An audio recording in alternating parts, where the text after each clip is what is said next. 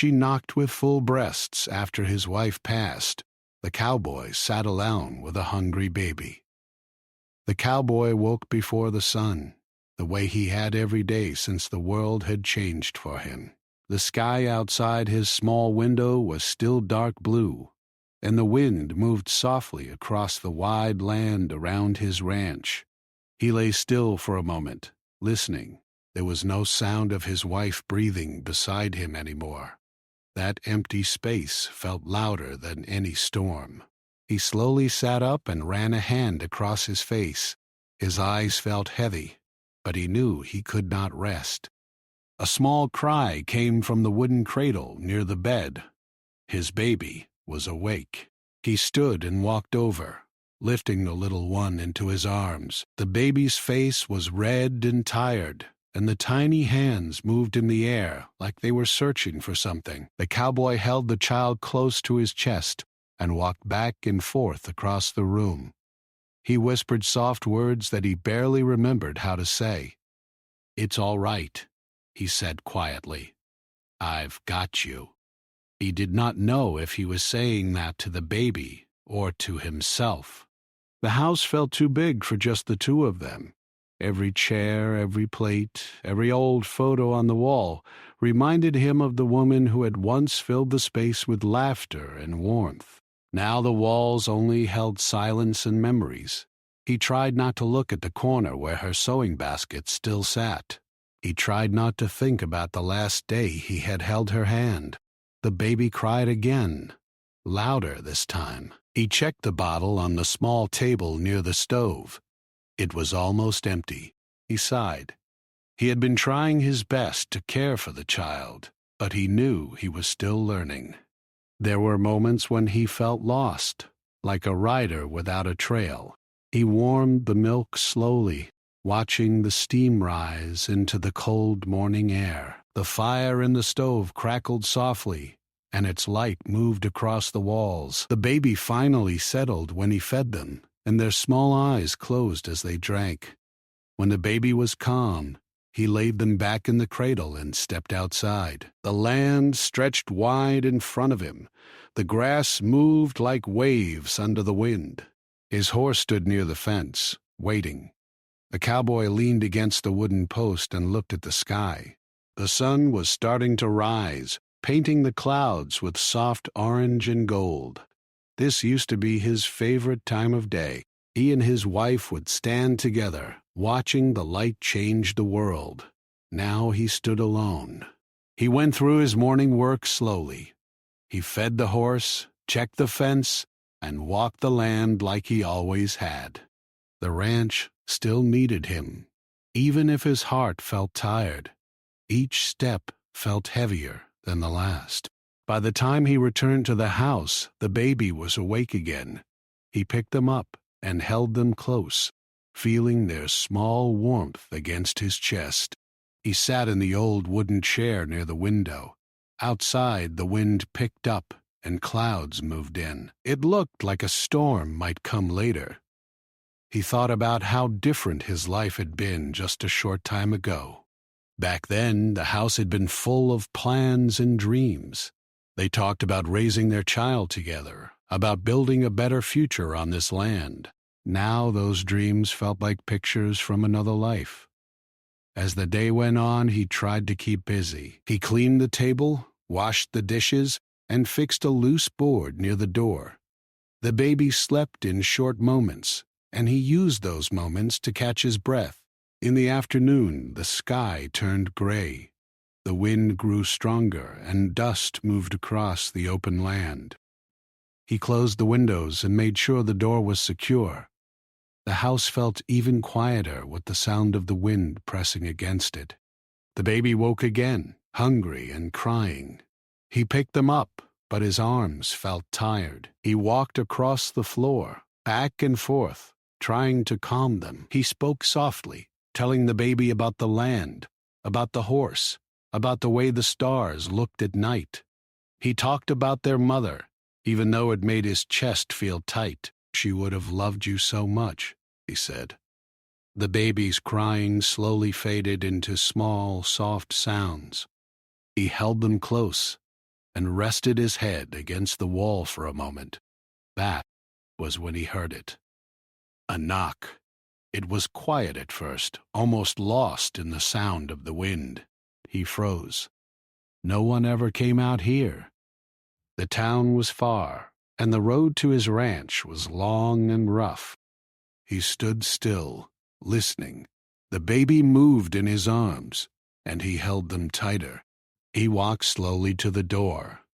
Each step felt careful, like he was walking into something unknown. He placed the baby in the cradle and went back to the door. He opened it. A woman stood outside, her coat pulled close around her. The wind moved her hair across her face. Her eyes looked tired, but there was something strong in the way she stood. She held a small bag in one hand, like it was all she owned. "I'm sorry to bother you," she said. Her voice was calm but unsure. "I was told there was a ranch out this way. I've been walking for hours." He looked at her, surprised. He did not know what to say at first. The wind pushed against the door, and the clouds above them moved fast across the sky. "I don't mean any trouble," she continued. "I just need a place to rest, even for a short time." He hesitated. He had not planned for this. His life had been simple and quiet since his wife passed. Letting a stranger into that space felt like opening a door to something he did not understand yet.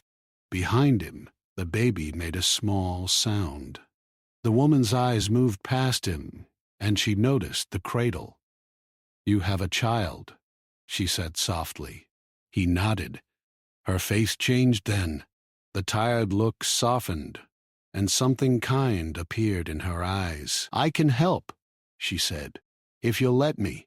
The wind grew louder, and the first drops of rain began to fall. He stood there for a moment, thinking about the empty house, the long days, and the quiet nights. He thought about how hard it had been to do everything alone. Finally, he stepped aside. "Come in," he said. She walked into the house, and the door closed behind her. The sound of the rain filled the space outside, but inside, something else filled the room. It was not loud or bright, but it was there. A small feeling of change, like the first light of morning after a long, dark night. The cowboy looked at the baby, then at the woman standing in his home.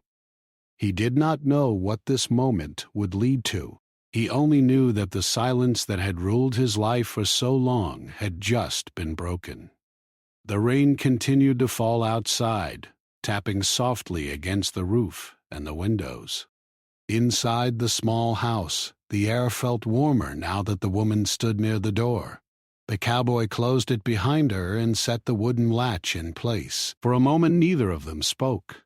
The baby made a small sound from the cradle, and the fire in the stove popped quietly. The woman slowly removed her coat and hung it on a hook by the wall.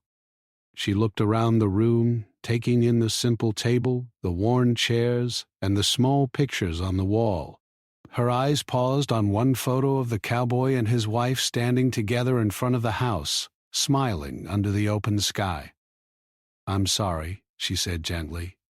"I didn't mean to look." He shook his head. "It's all right."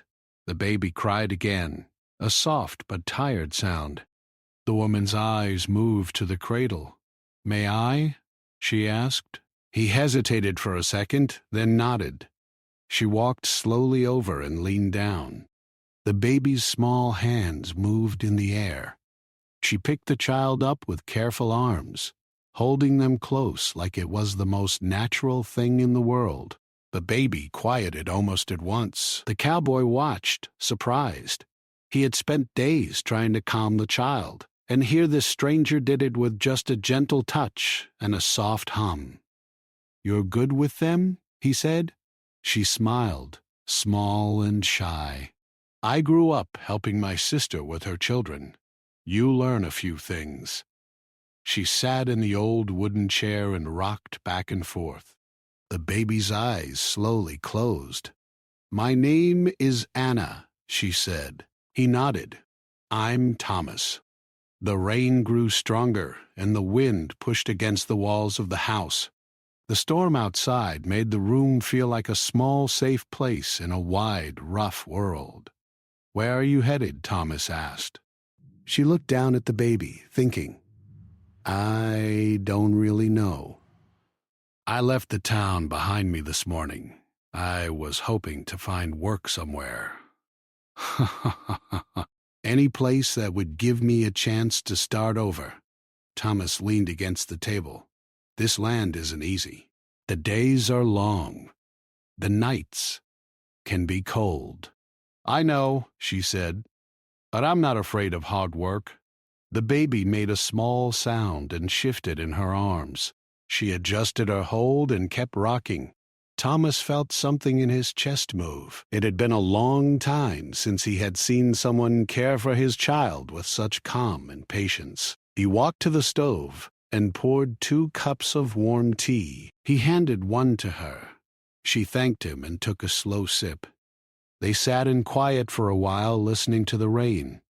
The baby slept peacefully, and the room felt still. After some time, Thomas spoke again. "You can stay for the night.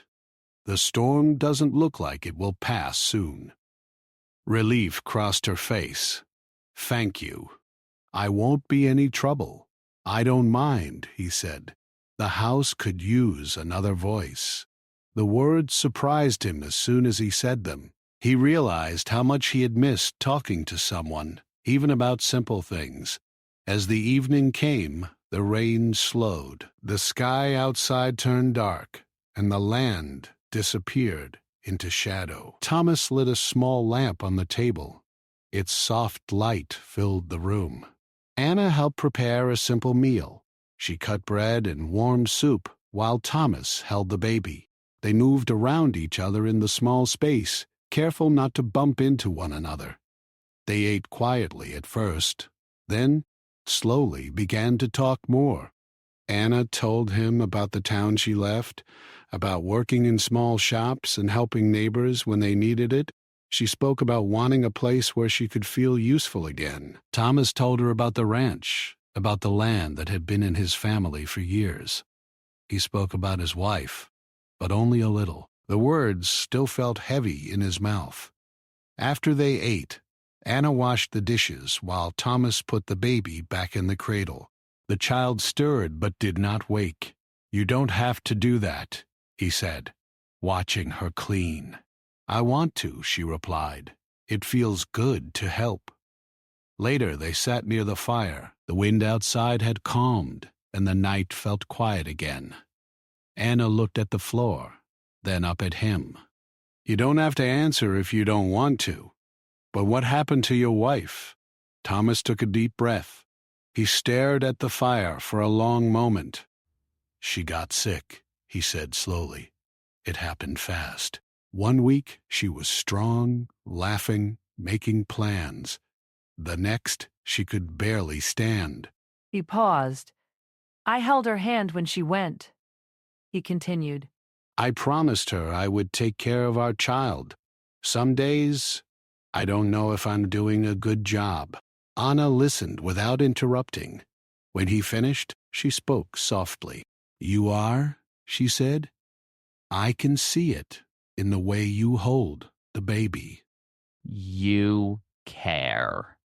That matters more than anything. Her words stayed with him. He nodded, not trusting his voice. "Ah, ah, ah." The night grew late. Thomas showed her a small room down the hall where she could sleep. It had a simple bed and a small window that looked out at the land. "This is yours for tonight," he said. "Thank you," she replied. They stood there for a moment, unsure of what to say. Finally, she smiled and went inside, closing the door behind her.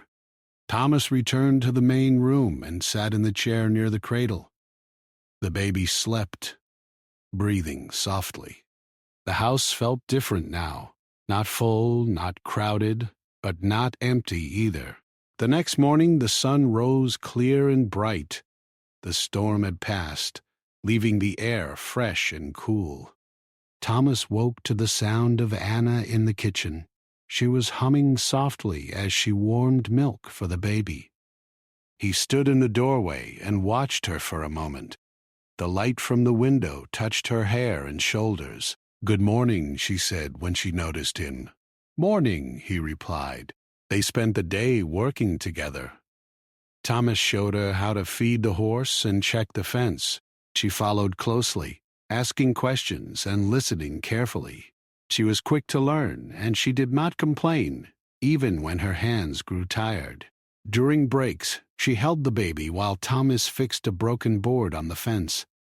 The child seemed calm in her arms, watching the world with wide eyes. As the sun moved across the sky, Thomas realized something.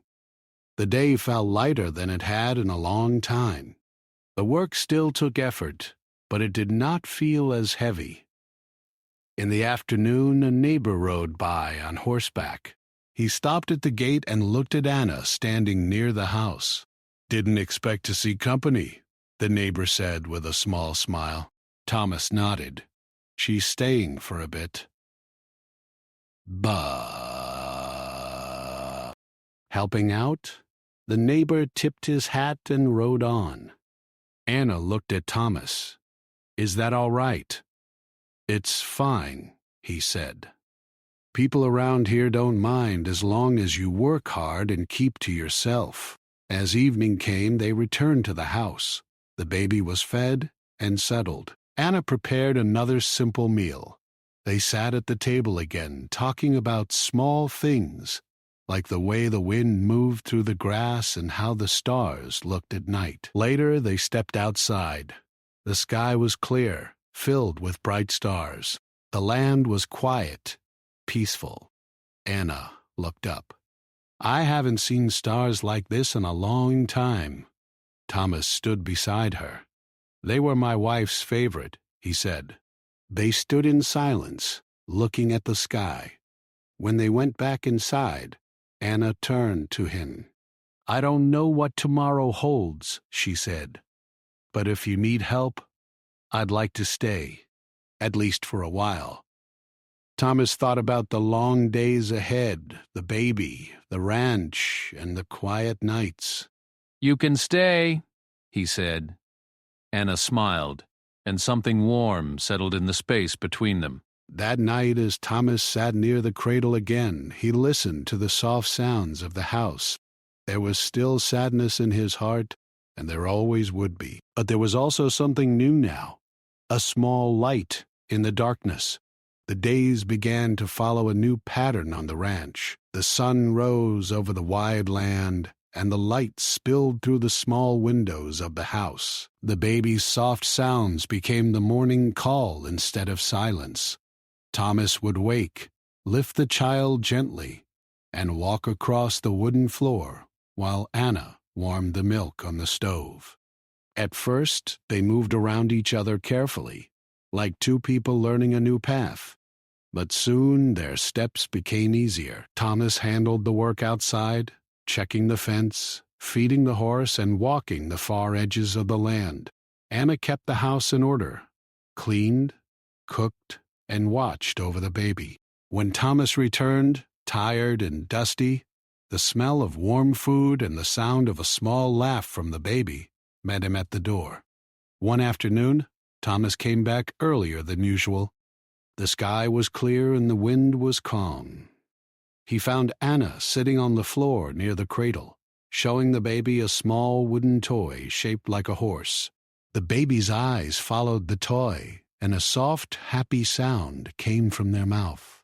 Thomas leaned against the wall and watched. "You're teaching them early," he said with a small smile. Anna laughed quietly. "Someone has to." They both sat near the cradle. The baby reached out and grabbed Thomas's finger with a tight, tiny hand. The feeling made his chest warm in a way he could not explain. Later that day, Anna asked if she could walk the land with him. But I want to see more than just the house and the fence, she said. Thomas nodded and led her down a narrow path that ran through tall grass and small hills. The air smelled fresh, and birds flew above them. He showed her the place where his wife used to sit and sketch the land. He pointed out the old tree near the stream where he once carved their names. Anna listened closely, never interrupting. She loved this place, Thomas said quietly. I can tell, Anna replied. You still do too. They walked in silence for a while. The land stretched far in every direction, and the sky felt wide and open. That evening, Anna cooked a meal that reminded Thomas of the ones his wife used to make. The taste brought a wave of memories, both sweet and painful. He put his spoon down and stared at the table. Anna noticed. Are you all right? He took a deep breath. It just reminds me of her. She nodded. I understand. You don't have to hide that from me. Thomas looked at her, surprised. He had spent so long keeping his feelings locked away, afraid that letting them out would break him. That night, after the baby was asleep, they sat near the fire. I never told you about my family, Anna said. Thomas looked at her. You don't have to if you don't want to. I want to, she replied. She spoke about growing up in a small town, about helping her mother and sister. She talked about losing her parents when she was young and learning to take care of herself. She explained why she had left the town behind, how she wanted a place where she could feel needed again. I didn't want to feel like I was just passing through life, she said. Thomas listened closely. Thomas, you're not passing through here. Her eyes met his. The moment felt quiet and deep. The next few weeks passed quickly. The baby grew stronger, and their cries turned into soft laughs. Thomas learned how to change clothes, how to hold the bottle just right, and how to calm the child when they were restless. Anna guided him, but she also let him learn on his own. You're doing great, she would say. One day, a strong windstorm came without warning. The sky darkened and the air grew heavy. Thomas rushed to secure the fence and bring the horse closer to the barn. Anna stayed inside, holding the baby close as the house shook with the sound of the wind. When Thomas finally came back, soaked and tired, Anna met him at the door. You should sit, she said. I'll get you something warm. He did not argue. He watched her move around the room, calm and steady. In that moment, he realized how much her presence had changed his life. That night the storm passed, leaving the land quiet and still. The stars returned, bright and clear. Thomas stepped outside. Anna followed, wrapping a blanket around her shoulders. They stood side by side, looking up at the sky. My wife used to say the stars were like windows, Thomas said. She said they reminded her that there was always more beyond what we could see. Anna smiled softly. I like that. They stood close, but not touching. The space between them felt filled with something unspoken. The next morning, a rider appeared on the road. Thomas recognized him as a man from a nearby town. The man stopped at the gate and looked around. I heard you had someone staying here, the man said. Thomas nodded. She's helping me with the baby in the ranch. The man looked at Anna, who stood near the house holding the child. People talk, he said. Just wanted to make sure everything was fine. It is, Thomas replied firmly. The man tipped his hat and rode away. Anna looked at Thomas. I don't want to cause trouble. You're not, he said. You're part of this place now. The words surprised both of them. That afternoon, Thomas taught Anna how to ride the horse. She laughed when she first climbed on, holding the reins too tight. Relax, he said, smiling. The horse can feel when you're nervous. She took a deep breath and tried again. This time, the horse moved smoothly. They rode across the land together, the wind in their faces.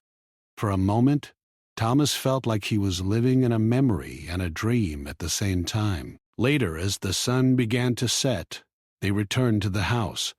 The baby was asleep in the cradle. Anna sat on the steps outside and looked at the sky. "I never thought I would stay in one place this long," she said. "But this feels different." Thomas sat beside her. "It does." They talked about the future, but only in small ways. About fixing the old barn, about planting a small garden near the house, about watching the baby take their first steps. That night, Thomas lay in bed and stared at the ceiling. His wife's face came to his mind, clear and gentle. He felt a mix of sadness and peace. He whispered into the quiet, "I'm still here. I'm still trying." The baby stirred, and he got up to check on them. Anna was already there, gently rocking the cradle. They looked at each other in the soft light. "Couldn't sleep?" she asked. "Neither could you," he replied. They shared a small smile. As the weeks passed, the house felt more alive. Laughter returned, even if it was quiet and soft. The walls held new sounds and new moments. Thomas still missed his wife. Some days, the pain came back strong. But now he did not face it alone. One evening they found an old box in the storage room. Inside were letters Thomas's wife had written before she passed. He sat at the table and read them slowly. Anna sat across from him, giving him space. In one letter, his wife wrote about hope, about believing that life could still grow even after loss. Thomas felt tears in his eyes. He looked up at Anna. "She would have liked you," he said. Anna's eyes softened. "I wish I could have met her." Thomas folded the letter and held it close. That night, as they sat near the fire, the baby sleeping between them in a small basket, Thomas felt something settle in his heart. The pain of the past was still there. It always would be. But now there was also a path forward. And as he looked at Anna and the child, he knew that this small family they were building was not replacing what he had lost. It was becoming something new. Something that gave him a reason to wake up every morning, step outside into the wide land, and believe that even after the darkest days, light could return. The morning started like any other. The sun rose soft and pale over the wide land, and the baby's small sounds filled the house. Thomas warmed the milk, while Anna wrapped the child in a clean cloth. The air felt calm, almost peaceful, as if the world had decided to rest for a while. But Thomas felt something different in his chest that day. He could not explain it. It was not fear exactly, but a quiet sense that something was about to change. After breakfast, he stepped outside to check the fence near the far side of the land.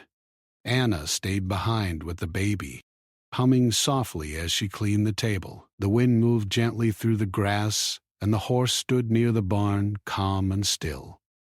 Thomas walked along the fence line, fixing a loose wire and pressing a fallen post back into the ground. The work kept his hands busy, but his mind wandered.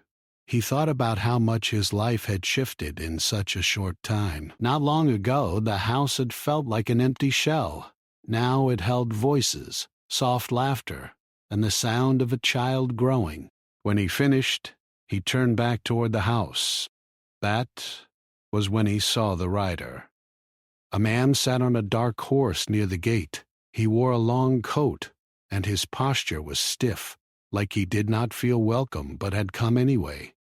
Thomas slowed his steps. Visitors were rare. He reached the gate and looked up at the man. "Can I help you?" Thomas asked. The man studied him for a moment. "I'm looking for a woman named Anna." Thomas felt his chest tighten. "Why?" The man shifted in the saddle. "She left town a while back. She owed someone money. I was asked to find her." Thomas kept his voice steady. Thomas, she's staying here. She's helping me and my child. The man looked past him toward the house. That doesn't change things. Thomas stepped closer to the gate.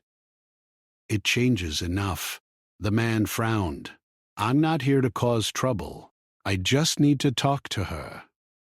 Thomas thought about the quiet nights, the baby sleeping, and Anna standing in the kitchen with a small smile. He did not want that peace broken. I'll go get her, he said. But you wait here. He walked back to the house, his heart beating faster than before. Anna noticed his face as soon as he stepped inside. What's wrong? There's a man at the gate, he said. He says he's looking for you. Her hands froze in the air. The baby stirred in her arms. I knew this day might come, she said softly. Thomas watched her closely. What does he want? She took a deep breath. Before I left town, I borrowed money from someone. I planned to pay it back, but things fell apart. I ran instead of facing it. Thomas nodded slowly. We can talk to him. We don't have to hide. They walked back outside together. Anna held the baby close to her chest. The man watched them approach. That's her, he said. Anna lifted her head. I know why you're here. The man's voice softened slightly. Then you know you can't just disappear. I'm not trying to, Anna said. I just needed time. I needed a place to breathe. The man looked at Thomas. This your family? Thomas did not hesitate. Yes. The word surprised even him. The man studied both of them for a long moment. I don't care where you stay, he said to Anna, but the debt still stands. The person who sent me wants an answer. Anna's shoulders sank. I don't have much, she said, but I can work. I can send what I earn, the man nodded. That might be enough. I'll tell them you're willing to make it right. He turned his horse and rode away, leaving the dust of the road behind him. They stood in silence for a moment. The baby made a small sound, breaking the quiet. Anna looked down. I'm sorry, she said. I didn't want to bring trouble here. Thomas shook his head. Life brings trouble on its own. You didn't bring anything I can't face. Her eyes met his, and something deep and grateful shone there. The rest of the day felt heavy but calm. They worked together fixing the barn door and cleaning the storage room. The baby slept through most of it, unaware of the tension that had passed through the land. That evening, Anna sat at the table and wrote a short letter. She folded it carefully. I'll start sending what I can, she said, even if it's just a little at a time. Thomas nodded. We'll figure it out. Later, they sat outside and watched the sun sink into the hills. The sky turned orange and pink, and the air cooled. Anna broke the silence. You didn't have to say I was your family. Thomas looked at the ground, then back at her. It didn't feel like a lie. She smiled, but her eyes looked wet. The next few days passed quietly. No more riders came. The land returned to its slow, steady rhythm. But Thomas noticed small changes in Anna. She worked harder, woke earlier, and stayed up later. She seemed determined, like she was trying to prove something. One afternoon, Thomas found her in the storage room, counting small coins on the table. You don't have to push yourself so hard, he said. I do, she replied. I don't want to run anymore. He nodded, understanding more than she knew. That night, a strong storm rolled in. The wind howled and rain hit the roof like heavy footsteps. The baby woke crying, frightened by the noise. Anna picked the child up and rocked him gently. Thomas stood near the window watching the lightning flash across the sky. When a loud crack of thunder shook the house, Anna jumped. The baby cried louder. Thomas moved closer. "It's all right," he said softly. They stood together in the center of the room, the baby between them. The storm raged outside, but inside, they formed a small circle of warmth and safety. In that moment, Thomas realized how deeply he cared. Not just for the baby, but for Anna too. The storm passed after a long hour, leaving the land quiet and fresh. The baby finally fell asleep again. Anna let out a slow breath. "I'm glad I'm not alone anymore." Thomas felt the same way. The next morning, they found the fence near the far field had fallen during the storm. Thomas and Anna worked together to fix it. The sun was bright, and sweat ran down their faces, but they laughed when the post finally stood straight again. As they walked back to the house, Anna stopped and looked at the land. "I used to think I was just passing through places," she said, "like I never belonged anywhere." Thomas looked at her. "And now?" She smiled softly. "Now I feel like I've found something worth staying for." They reached the steps of the house. The baby was awake in the cradle, making small, happy sounds. Thomas picked the child up and held them close. He looked at Anna. I don't know what the future looks like, he said, but I know I don't want to face it without you here. Her breath caught for a moment. "I feel the same." That evening, Thomas took out the old box of letters again. He handed one to Anna. "This was my wife's favorite," he said. "She wrote it near the end." Anna read quietly. When she finished, she looked up. "She believed in you," Anna said. "In your strength, in your heart." Thomas nodded. She believed in life continuing even when things felt broken. They sat together as the fire burned low. The trouble from Anna's past had not disappeared. The work ahead was still hard. The land was still wide and demanding, but now they were not facing any of it alone. And as the night settled around the small house on the prairie, Thomas felt something steady and strong grow inside him.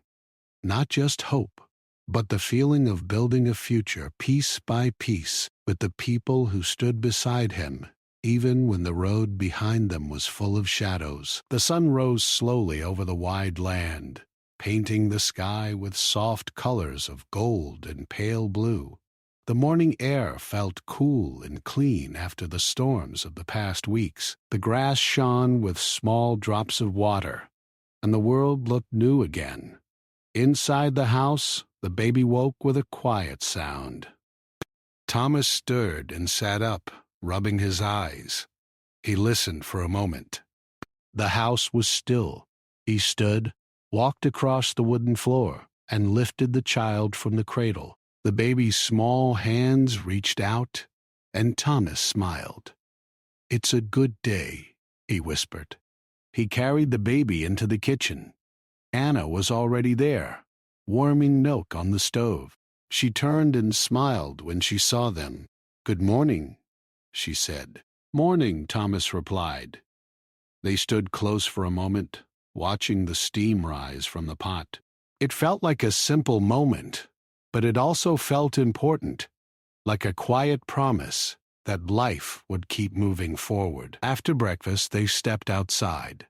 The horse stood near the barn, calm and waiting. The land stretched wide and open, just as it always had, but now it did not feel empty. Thomas walked with Anna along the fence line. The baby rested in a cloth wrap against her chest, sleeping peacefully. "I was thinking," Thomas said, "about planting that garden you mentioned near the house." Anna smiled. "I'd like that." They found a small patch of ground that caught the sunlight. Thomas marked the space with a stick in the dirt. "This is where we'll start," he said. They worked together, breaking the soil and clearing small stones. It was slow work, but they did not rush. The baby woke and made small sounds, and Anna rocked gently as they worked. Later that day, a rider appeared on the road. Thomas recognized the man from before, the one who had come looking for Anna. His heart tightened for a moment, but he stayed calm. The man stopped at the gate and raised a hand. "I just came to say something," he called. Thomas walked closer, with Anna standing a few steps behind him. "The person I worked for got your letter and the small amount you sent," the man said. "They agreed to let you pay over time." Anna let out a breath she did not know she was holding. "Thank you." The man nodded. "Just keep doing what you're doing." "That's all they want." He turned his horse and rode away. They stood in silence for a moment after he left. "It's not over," Anna said softly. "No," Thomas replied, "but it's not as heavy as it was." They went back to their work. The rest of the day passed quietly. They planted the first seeds in the small garden. Thomas fixed a loose board on the barn. Anna washed clothes and hung them in the sun. As evening came, the sky turned warm and bright. The baby laughed for the first time, a clear and happy sound that filled the air. Thomas froze for a moment, then laughed too. Anna covered her mouth, her eyes shining. "Did you hear that?" she said. "I did," Thomas replied, his voice thick with feeling. They both knelt near the baby, smiling and talking softly. That small sound felt like a gift, a sign that joy could grow even in the quietest places. That night they sat outside on the steps. The stars filled the sky, bright and endless. Anna looked up. "I used to feel small when I looked at the stars," she said. "Like I didn't matter." Thomas nodded. "I used to feel lost, like I was just standing still while the world moved on." They sat in silence for a while. "And now?" Anna asked. "Now," Thomas said, "I feel like I'm moving again, even if it's slow." She smiled. The next few weeks passed in a steady rhythm. The baby grew stronger and more curious. The garden began to show small green leaves pushing through the soil. The fence stood firm, and the barn felt solid again. One afternoon, Thomas found Anna sitting at the table, writing in a small notebook. "What's that?" he asked. "Plans," she said. "For the garden, for the house, for things we might need." He smiled. "Sound serious?" She laughed. "It is. This place matters to me." Her words stayed with him. Later that day, Thomas took out the old box of letters again. He had read them many times, but this time he felt ready to share more. He sat with Anna and opened one of the letters. "My wife wrote this before the baby was born," he said. Anna listened as he read. The letter spoke about hope, about building something that could last, about trusting that love did not end, even when life changed. When he finished, Anna wiped her eyes. "She believed in you," Anna said, "and she believed in what you could build." Thomas closed the letter gently. "I think she believed in this place too, in what it could become." They sat quietly, the baby sleeping between them. One morning, Thomas rode into town for supplies. It was the first time he had left the ranch for more than a few hours since Anna arrived. As he walked through the streets, he noticed how different he felt. He was still the same man, still carrying the same past, but he was not alone in it anymore. When he returned, Anna stood at the gate, holding the baby. "You're back," she said, smiling. "Always," he replied. That night they cooked together. The smell of warm food filled the house. They laughed when Thomas dropped a spoon, and the baby clapped their hands at the sound. Later, as they cleaned up, Anna grew quiet. "Thomas," she said, "I've been thinking about something." He looked at her. "What is it?" I don't want to just stay here as someone passing through, she said. I want to be part of this place. Part of your life. Part of the baby's life. Thomas felt his heart beat faster. He took a step closer. You already are, he said. She shook her head gently. I mean truly. Fully? He thought about the empty house he had woken up in weeks ago. The long nights. The silence. He thought about the laughter, the small garden, the baby's first laugh, the way the stars felt different now. I want that too, he said. They stood there, close, not rushing, letting the moment settle. The next morning the sun rose bright and clear. The land felt wide and open, full of promise. Thomas and Anna worked side by side in the garden. The baby lay on a blanket nearby, watching them with wide eyes. Thomas stopped for a moment and looked around. The fence, the house, the small green plants, the two people who now filled his life. This is what I want, he said quietly. Anna looked at him. Me too. As the day went on, neighbors rode by and waved. The world did not feel so far away anymore. That evening they sat on the steps again, watching the sun sink into the hills. Thomas held the baby in his arms. Anna leaned close beside him. I used to think my story ended when my wife passed, Thomas said. Like that was the last chapter. Anna shook her head. It was a chapter, a hard one, but not the last. He nodded. I see that now. The stars began to appear one by one. The baby made a small sound and rested their head against Thomas's chest. Thomas looked at Anna. Thank you, he said. For what? She asked. For knocking on my door, he replied. For not giving up. For staying. She smiled. Thank you for opening it. They sat together as the night settled around them. The future was still uncertain. There would be hard days, and there would be challenges they could not yet see. But there would also be mornings filled with light, small gardens growing in the dirt, and a child learning to walk on wide open land. And as Thomas held his family close, he knew that even after loss, even after pain, life could still offer something strong and real, not a perfect ending, but a true beginning.